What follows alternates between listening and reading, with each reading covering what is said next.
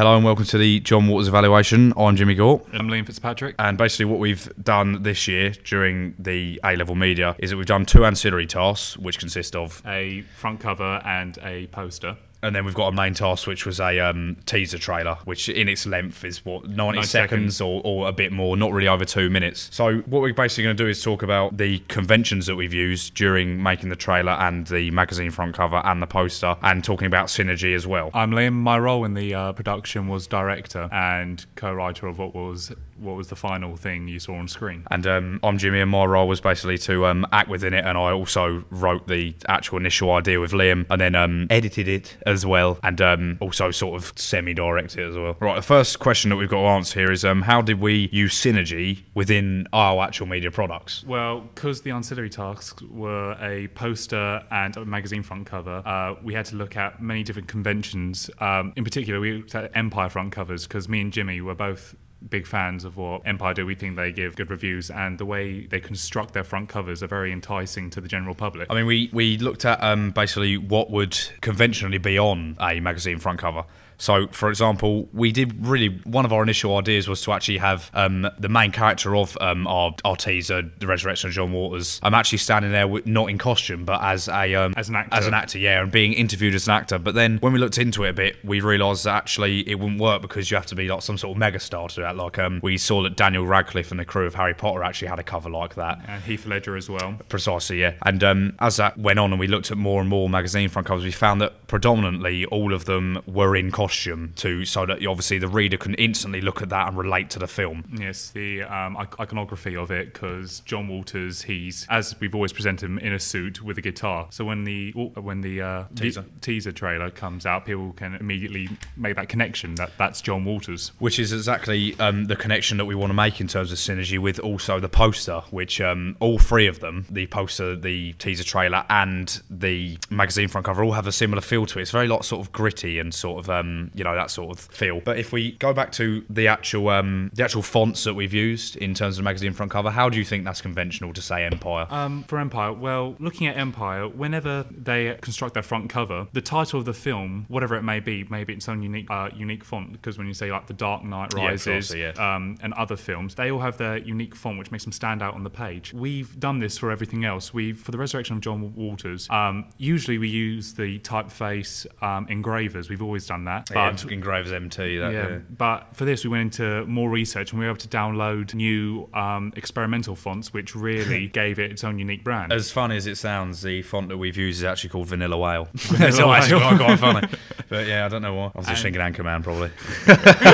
San Diego. And then on our front cover, we added in the names of other possible films, like La Memoire, The Wanderer, which are all actually bits that we've made ourselves, aren't they? So. And for them, they're on their all unique font as well. So that gives them their own signature. So it makes them stand out as well. We've got obviously the actual construction of the piece. We've got Reel, which is our REEL, which is our sort of brand name, like Empire. And there's quite a job for Dave, actually, our Photoshop sort of guy who did all of our stuff. And we had to get a picture of me in front of the basically the text, say for example, where Empire always have a person there. That's like quite a large convention, because they do it with Total Film as well. So you've got that. You've also got the price just there on the right, $3.99. That's our standard retail price, or sometimes $4.99. And then you've got the barcode, of course, which is a convention which you always have to have. And like you say, the actual stuff that we put on there, say for example, interview Liam Fitzpatrick on The Man in Black. They're very short, snappy sort of phrases, aren't they, that they use? They just give you a quick taste of what's going to be in the whole issue. So it makes it seem like a real magazine, because they wouldn't just focus on the front cover. They'd just give you a bit of a taster for what's going to be in the rest of the issue. It was the same with all the other conventions we looked at. So if we move on to the poster now, Liam, and if we have a look at that, the font is actually similar. Is actually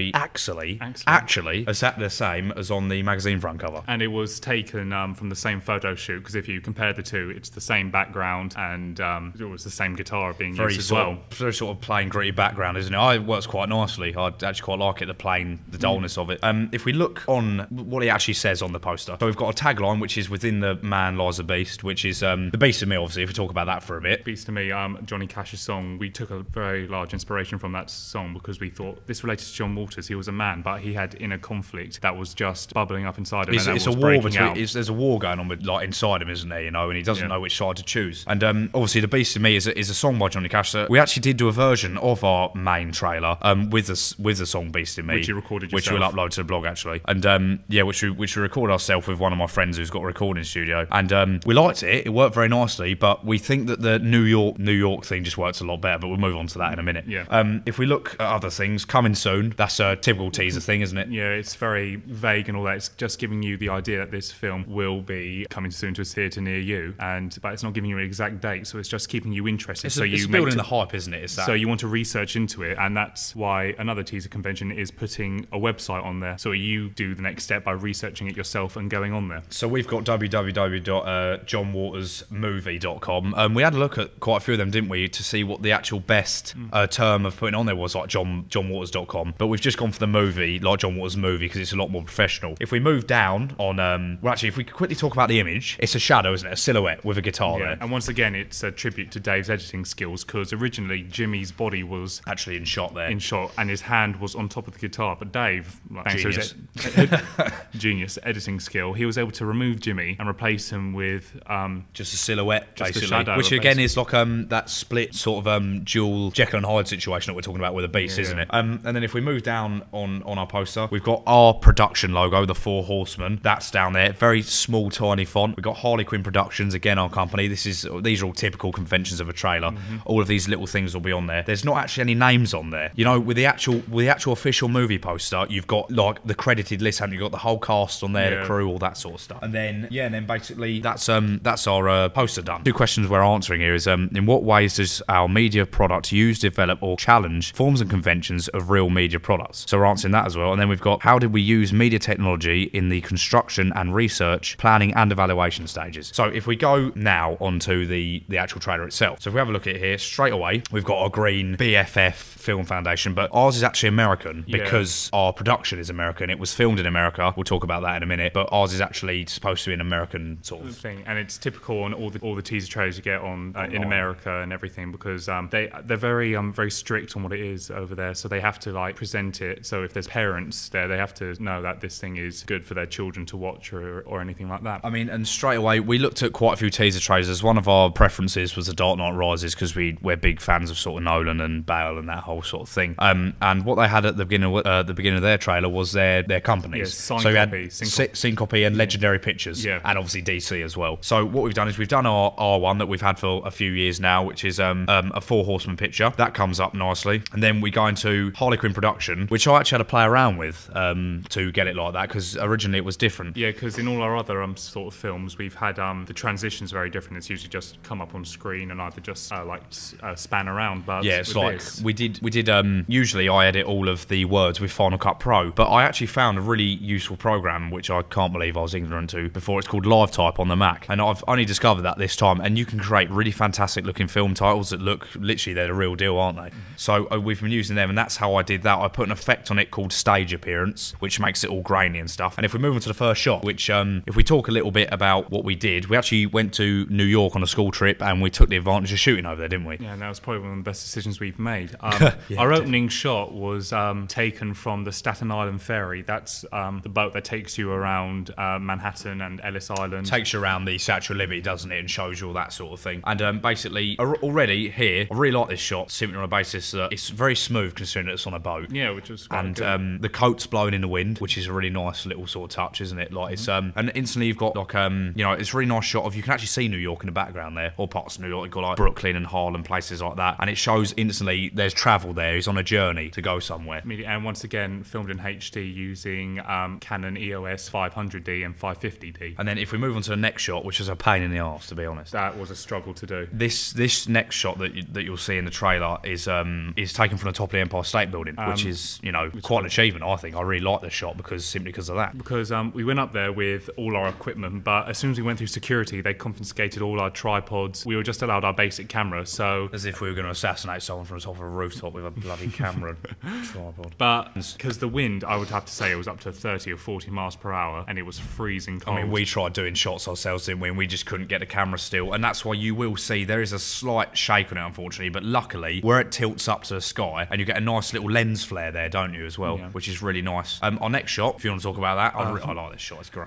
It's sort of like a golden waterfall inside a building. This was taken within Trump Tower, owned by Donald Trump. Guerrilla filming, when you know, that's all we'll say.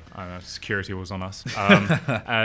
So this was basically taken. We went up an escalator, and there was this just like little, I would say, patio sort of thing with just chairs and that. And we were able to set it up quite quickly and get a good pan of the whole building, revealing Jimmy as John Walters standing there looking out over this vast sort of empire. Sort of really nice restaurant, you know, very lavish restaurant. If we move on to the first title that we see, Every Man Has a Journey, and then obviously it goes on to Every Journey Has an End. I really like it. It's ambiguous. You know, you don't really know what's going on here until you don't actually realise he's a singer until, you know, you get into that musical outlaw bit of the trailer. But like I said, we're live type. We got a nice short, slow left effect, it's called, where it comes on from the left and it just sort of veers off to the right. I really like that, and there's a nice shadow there, and it's very simple text. The text I used was again Engravers MT on the program actually, and then we call this one the Inception shot. Inception shot, because we used a canted angle. Once again, media convention. It's showing that something's wrong, something's not right here. And this was filmed in the YMCA building on our floor. So this was shot at about, I'd say about 12 o'clock at night. Yeah, something like that. So it was dead quiet, and we were able to do as many shots as we want. But this one just really there's a really nice focus pull there, because our cameraman, who's a credit to him, I mean, obviously you did some camera shots as well. He's very good with that sort of stuff, isn't he? The focus pulls. And basically here, there's a really nice focus pull at the beginning of the shot, and then it veers off, and there's actually a beer bottle in the hand. It's a bit hard to see, but yeah, we did that, and then we go back to Trump Towers. Trump Tower, where it was a counting money shot originally, but I decided to cut it because we needed as much time as we could to show the other shots and the progression. Because fair enough, like, with him at the bottom, you see him like he's like in the center of the shot, and he's like the focus until it pans up, and then you see this like giant waterfall behind him. And there's loads of reflections and stuff. It's very symbolic. There's a really nice golden flare to our trailer actually. And then this, the next shot, really nice transition I use here. I love it. Called it's called a non-addictive dissolve, and basically what that means is that it dissolves out, but it doesn't stick and looks sort of amateur. And that is brilliant. I mean, it reminds me of the Shame trailer. That's why I like it so much. It's just a shot of oncoming traffic. Again, there's a lens flare at the beginning. It just works brilliantly. And again, if we move on to the same transition, which again reminds me of Shame, it's like bed sheets, and then the door closes and you've got Do Not Disturb. Just showing that John Walters is a private man. He's got this. He's not extroverted. He keeps things very close to himself, and he shuts people out. And if we move on to the next shot, obviously we have Every Journey Has an End, which again we've already talked about. It fades in, the fade in, fade out effect, into something that we actually filmed in England here, which was at your house. Yes, because on a previous production, I had bought a sheet of glass so we could film through it and like make it look like a guy's head was going in the toilet, but it just didn't work out in the end. But I kept the glass, and we wanted to, so we kept it for this production where we showed whiskey, wasn't it? Whiskey being poured, and I was laying on the floor and filming it, which worked fantastic. And as we move on, we've got the similar shot, but this time out of focus. You've got sort of American dollars, coins, whiskey bottles, and things like that. And this is still me shooting through the table, looking at Jimmy as John Walters, taking a sip of his whiskey. And then I really like this bit. I did this with a different effect on live type. It's from director Liam Fitzpatrick, again similar to Dark Knight Rises, with from director Chris Nolan, which is that works really nicely.